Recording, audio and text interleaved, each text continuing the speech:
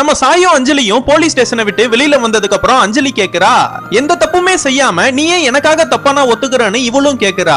நான் உனக்காக தான் இப்படி பண்ணேன்னு இவனும் சொல்றான். கொஞ்ச நேரத்துல ஹாஸ்பிட்டல் போய் அவங்க அம்மாவை பார்க்கலாமேன்னு போனா அவங்க அம்மாவும் அஞ்சலி கிட்ட இப்ப பார்த்த மாப்பிள்ள என்ன சொன்னாங்க, ஓகே சொல்லிட்டாரான்னு அவங்களும் கேக்குறாங்க.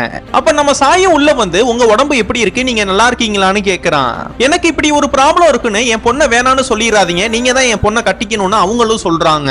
இவனும் அவங்க அம்மா பாட்டி தங்கச்சி மாமான்னு எல்லார்கிட்டயுமே ஆறுதலா பேசிட்டு நம்ம அஞ்சலி கிட்ட பேசலாமேன்னு வரப்ப நம்ம அஞ்சலி நம்ம சாய போட்டு பயங்கரமா கத்துறா. நீ என்ன கல்யாணம் பண்ணிக்க போறியா, எல்லார்கிட்டயுமே பேசி எல்லார் மனசுலயும் ஏன் ஆசையை வளர்த்து விடுறேன்னு கேக்குறா.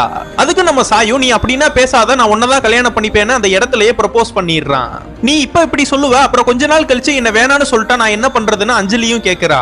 நான் உன்னை இப்பவே கல்யாணம் பண்ணிக்கிறேன்னு அவசர அவசரமா கோயிலுக்கு கூட்டிட்டு போய் யார்கிட்டயுமே சொல்லாம கல்யாணத்தையே முடிச்சிடுறான். தன்னோட பையனுக்கு 27 வயசுக்கு மேல ஆகியும் கல்யாணம் ஆகலைன்னு அவங்க அம்மாவும் இவனை போட்டு பயங்கரமா போன்ல கத்துறாங்க.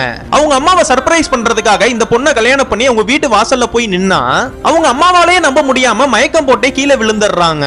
அதுக்கப்புறம் நம்ம அஞ்சலிக்கும் சாய்க்கும் நல்லபடியா கல்யாணம்னா முடிஞ்சதுக்கு அப்புறம் அந்த பொண்ணு வீட்டு கூட ரொம்ப சந்தோஷமா ஹாப்பியா இருக்கான்.